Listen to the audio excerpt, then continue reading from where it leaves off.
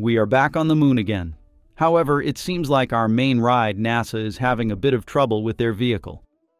Fortunately, SpaceX has come up with a backup plan. They call it the Gray Dragon. What is that? How will it help us reach the moon? I will tell you right away. Before we get to how to get Dragon to the moon, we need to know why we have to do that. It's not that NASA doesn't have its own vehicle to do that. They do. In fact, it could be considered a pretty decent one. The Space Launch System is one of the most powerful rockets NASA has ever made, and the Orion spacecraft, although not flawless, has proven its potential to carry out its lunar mission in Artemis 1. However, the biggest problem these systems are facing is they are bleeding not just time, but money. Lots of them. The development of the Space Launch System, SLS, with Boeing as the primary contractor, cost $23.8 billion from its inception in 2011 to the successful completion of its first Artemis test flight in late 2022.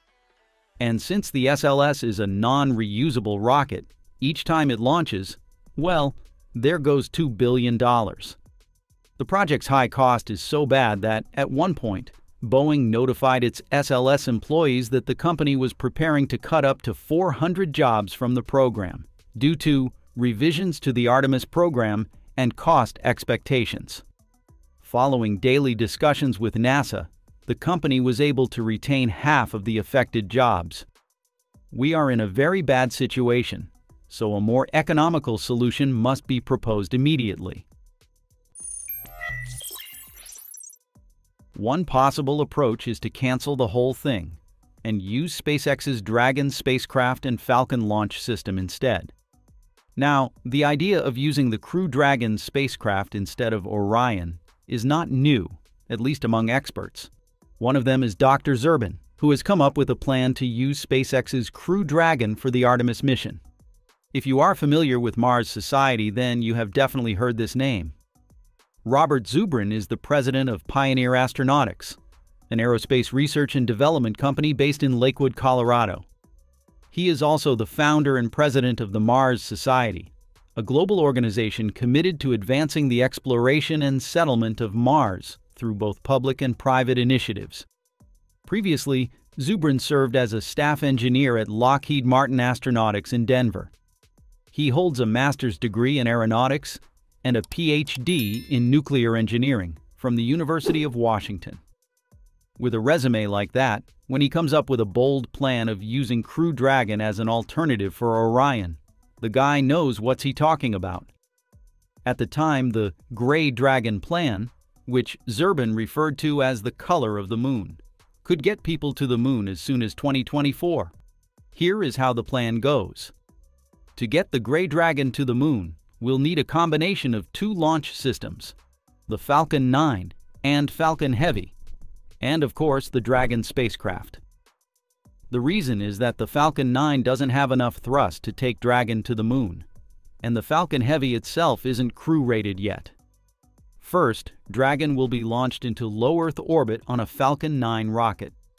This is the altitude at which most artificial objects in outer space are located, and it is also where the Dragon spacecraft often performs its missions. In LEO, the crew will perform systems checks on Dragon, while a Falcon Heavy will be launched into space as well. After stage separation, the Falcon Heavy's lower stage will return to Earth, while the upper stage will stay in LEO to rendezvous with the Dragon spacecraft. Because it does not carry any payload, this upper stage would still contain plenty of propellants. According to Dr. Zurbin, this is enough for the upper stage to bring the Dragon spacecraft to send the Dragon on translunar injection, TLI, and potentially lunar orbit capture, LOC, and trans-Earth injection, TEI, as well. Zurbin offers two options for his plan.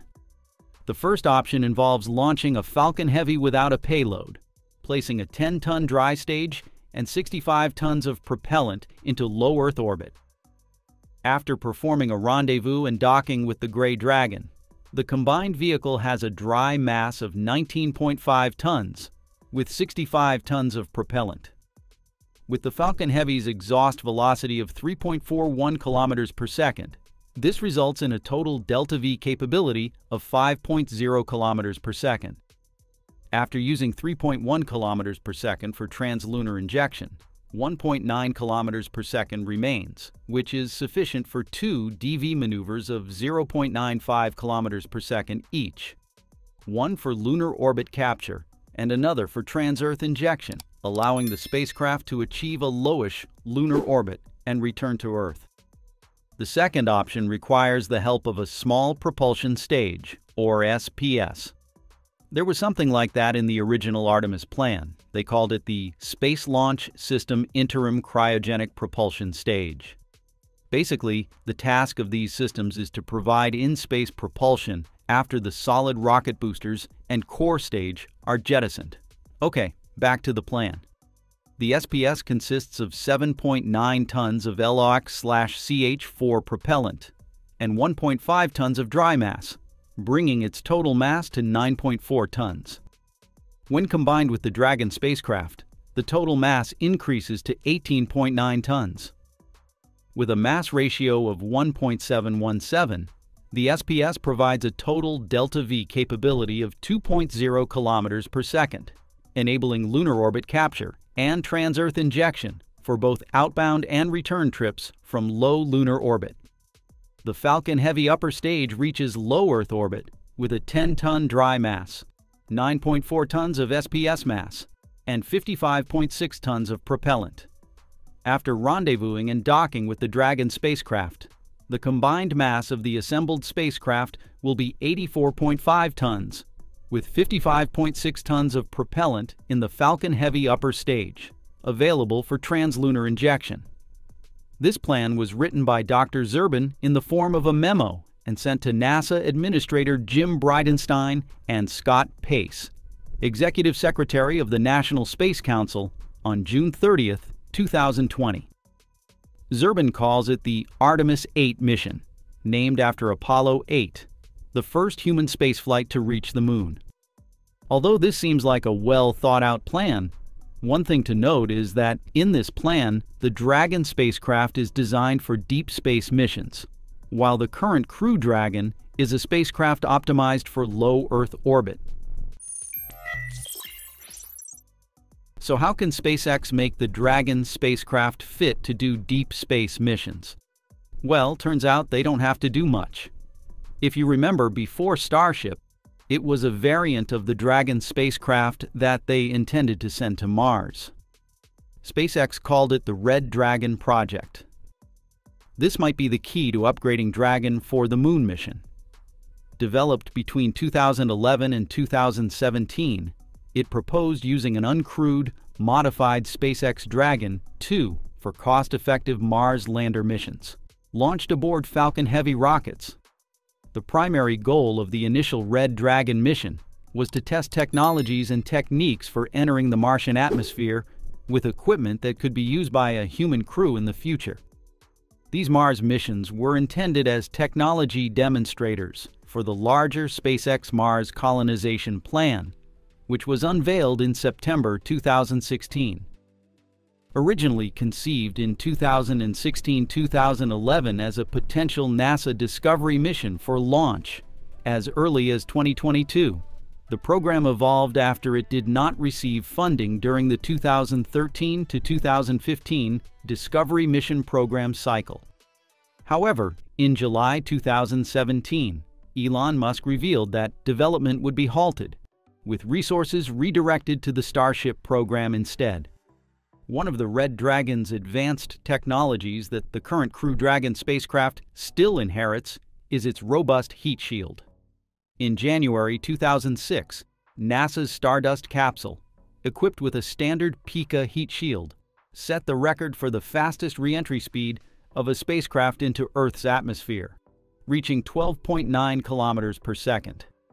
The Dragon spacecraft utilizes Pika X, an enhanced version of the original Pika heat shield, which has been tested and proven to exceed the performance capabilities of the heat shield used by Stardust. The heat shield isn't the only thing that stands out about Red Dragon. In the Red Dragon study, The spacecraft was designed to make a direct entry into Mars' atmosphere, descending to the surface without a parachute system. Instead, it would rely on retro-propulsion for a precision landing, with Super Draco rocket engines providing the necessary thrust. The study's findings indicate that, at the upper limits of its capabilities, a Red Dragon spacecraft could land approximately 2 metric tons of useful payload on Mars, twice the mass of any previous payload ever landed on the Red Planet. The study group concluded that a minimally modified Dragon spacecraft could successfully execute an all-propulsive entry, descent, and landing on Mars without violating the laws of physics. In addition, they noted that the Red Dragon capsule offers several times the volume of the Viking-era entry vehicle from the 1970s. The point is, something that can land on Mars can also land on the Moon. Even though they've optimized Dragon for LEO, they could absolutely bring back earlier upgrades to help Crew Dragon get to the Moon. Of course, modifying Dragon will require both time and investment, while existing research will help streamline the process. The modified spacecraft will still need to undergo rigorous testing to ensure it meets safety standards. So, are there any solutions? Actually, there is one. We can use a very important element of the Artemis mission, which is the Starship Human Landing System, or HLS. The idea is to launch the Crew Dragon to LEO and rely on the HLS to do the rest of the work. Here is the plan. The Starship HLS will be launched to low Earth orbit, where it will be refueled by tankers, an essential step as outlined by the Artemis program. Next, the Crew Dragon spacecraft will be sent to LEO, where it will rendezvous with Starship HLS. The crew will transfer from Crew Dragon to Starship HLS, which will then carry them directly to the lunar surface to carry out their mission. Afterward, Starship HLS will lift off from the Moon and return to LEO, where Crew Dragon will be waiting for the crew's return. The crew will then transfer back into Crew Dragon for a safe journey back to Earth, while Starship HLS remains in orbit, ready to be refueled and prepared for the next lunar mission. With this plan, Dragon will only have to operate within its sweet spot. It eliminates any need for any improvements to the spacecraft. Since Dragon has been proven through numerous previous successes, as soon as Starship HLS is ready, we can send humans back to the Moon. So, which plans do you prefer?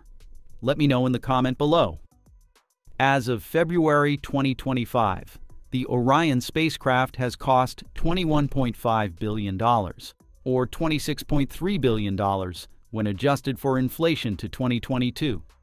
With this money, NASA could acquire multiple Crew Dragon spacecraft and Falcon Heavy rockets for their launches. Still, it appears NASA has no intention of abandoning its SLS and Orion projects. Now, as fans with no direct influence, all we can do is hope that NASA will justify its decision. And if they decide to use alternative measures, they need to quickly come up with a plan. We must return to the Moon. Over 50 years of waiting is enough. The question of whether the U.S. will reclaim its dominance in space exploration hinges on NASA's ability to return astronauts to the Moon before China's taikonauts arrive, which is expected by 2030. While America was the first to land humans on the lunar surface, maintaining leadership in space requires more than just past achievements. It demands sustained progress, technological advancements, and strategic decision-making. However, NASA's progress has been hindered by significant challenges. The Artemis program, which aims to return humans to the Moon, has faced delays, cost overruns, and technical setbacks. Central to Artemis is the Space Launch System, SLS, a powerful but costly and controversial rocket that has been plagued by inefficiencies and long-standing criticisms. While SLS remains the only vehicle capable of sending Orion, astronauts, and cargo to the Moon in a single launch, its long-term viability is increasingly in question. To stay ahead in the modern space race, the U.S. must reassess its approach. The politicians who are in favor of SLS also need to look at NASA's reliance on the SLS more objectively, especially as the agency shifts toward a model that integrates commercial and international partnerships.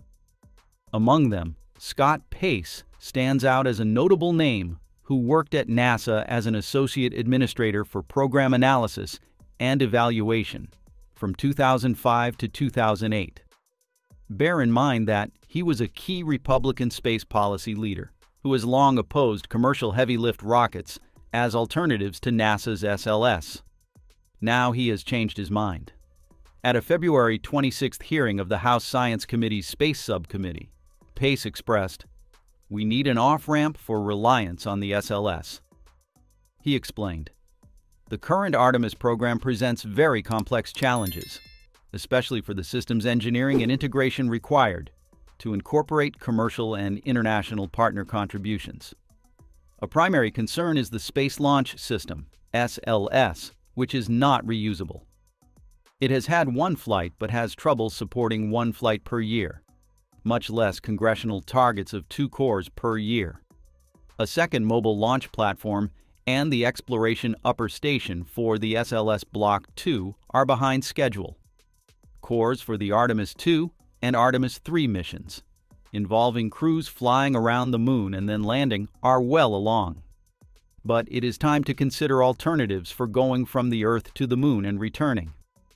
One of the prominent issues of SLS is the current production and operational constraints. This largely stems from prime contractor Boeing, with a series of scandals including inexperienced technicians and inadequate work order planning in its manufacturing facility at Michoud Assembly Facility, or the production of important stages requires long lead times. For instance, the increased costs and schedule delays of Block 1B. The rocket is designed to increase the amount of cargo the SLS can deliver to the Moon. A critical component of this upgrade is Boeing's development of the SLS's new upper stage, the Exploration Upper Stage, EUS. Originally intended to fly as part of Artemis 2, then scheduled for 2021, the Block 1B was subsequently moved to the Artemis 4 mission.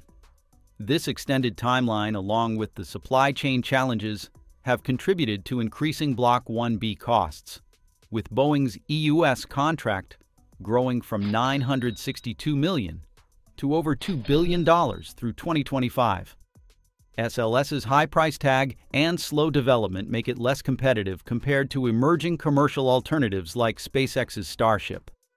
Ideally, NASA should be able to buy heavy lift services to send payloads to the Moon, up to about 45 metric tons to trans-lunar injection, which is about the same performance as the SLS Block 2, Pace stated. "I was a supporter of SLS when it was created as NASA-required heavy lift vehicles to send humans to the Moon and Mars.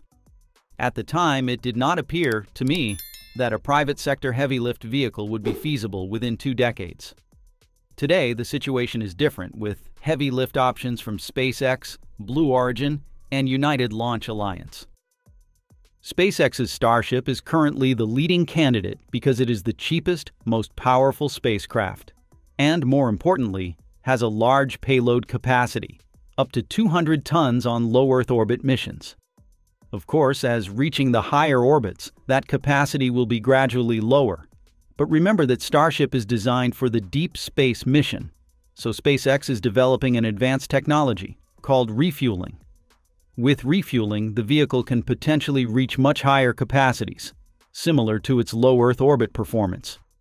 NASA has also set its sights on the vehicle, awarding SpaceX a $2.9 billion contract to develop the Starship lunar lander for Artemis 3.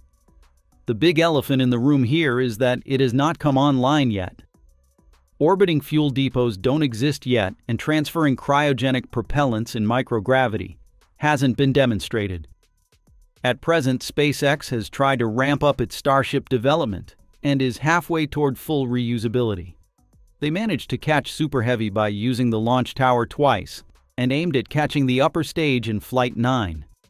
SpaceX also successfully tested on-orbit refueling during its third Starship test flight, transferring approximately 10 metric tons of liquid oxygen within the spacecraft while in orbit. The company plans to perform an in-space propellant transfer demonstration using 2 Starships in 2025. This test is a key step toward enabling SpaceX to refuel its Starship for lunar landing missions. Unfortunately, none of that could make Dan Dumbatcher feel secure. A former Deputy Associate Administrator for Exploration at NASA doubts SpaceX's Human Landing Systems, HLS, will be ready in time. He said, NASA's current plan to return people to the Moon requires approximately 35 to 40 Starship launches to first demonstrate the capability on an uncrewed mission and then execute the first human mission, planned for Artemis 3. That is a reference to the numerous Starship tanker launches needed to transfer propellant to the Starship lander while in low Earth orbit, although the exact number of tanker launches needed for each lander mission is a topic of debate. I ask this: can 40 launches, development and demonstration of the undeveloped and undemonstrated on-orbit rocket fuel station, and integration of a complex operational scenario across multiple systems all successfully occur by 2030? He asked. The probability of success for this plan is remote at best. He suggested later in the hearing that NASA embark on rapid development of a small new lander that could be ready before 2030. I get myself a simplified lander that I can get to the Moon that does not require multiple launches, he said, but didn't elaborate on its design or cost. At this point, there is an idea of using SpaceX's Crew Dragon for lunar missions. This could be inspired by the Dragon XL, which SpaceX revealed in March 2020, which is a resupply spacecraft to carry pressurized and unpressurized cargo, experiments, and other supplies to NASA's planned Lunar Gateway under a Gateway Logistics Services contract. SpaceX's Falcon Heavy rocket will launch the Crew Dragon into lunar orbit, where it will dock with a lunar lander designed to transport astronauts to the Moon's surface, while the Crew Dragon remains in low lunar orbit. After completing their scientific mission, the crew will return to the lander, which will then redock with Crew Dragon for the journey back to Earth.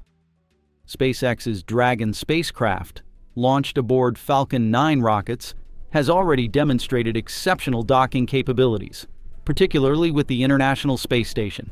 For example, in May 2024, a Dragon crew spacecraft was successfully relocated to a different docking port on the ISS to make room for Boeing's Starliner spacecraft. Alternatively, we can launch a Dragon spacecraft and a separate propulsion module aboard Falcon 9 rockets, then dock them in orbit to enable a lunar mission.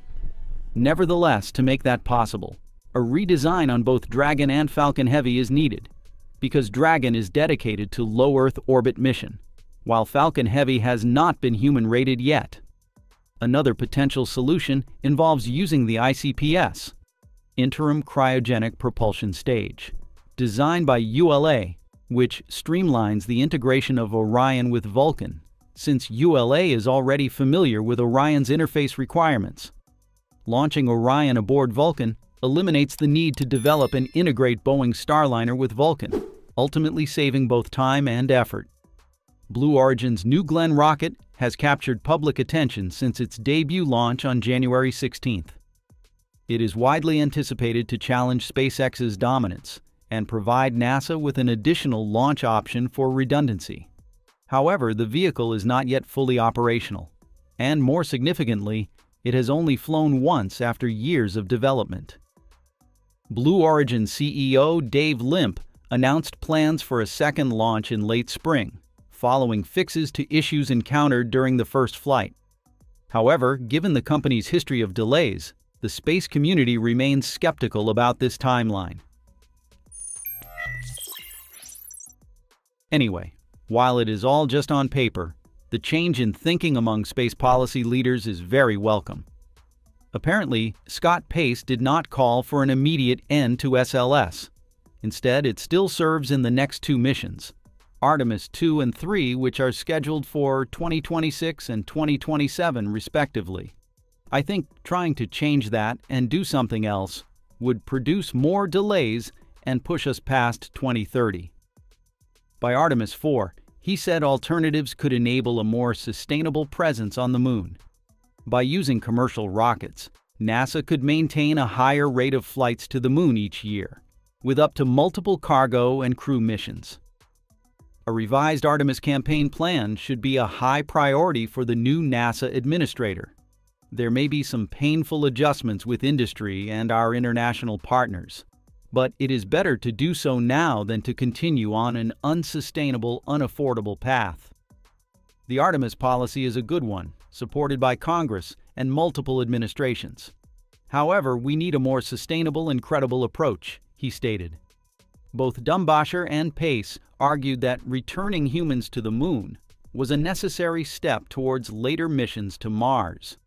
Notable given a stated desire by SpaceX chief executive Elon Musk, a close advisor to President Trump, to accelerate plans for crewed Mars missions. While people can have their personal interest in how to go about space exploration, I think the national interest is one which really enhances the position of the United States. And the sequential steps that the Congress has laid out are, in fact, in the national interest, he said. Dumbacher said, "We need to take the right thing at the right time. Moon first, then Mars."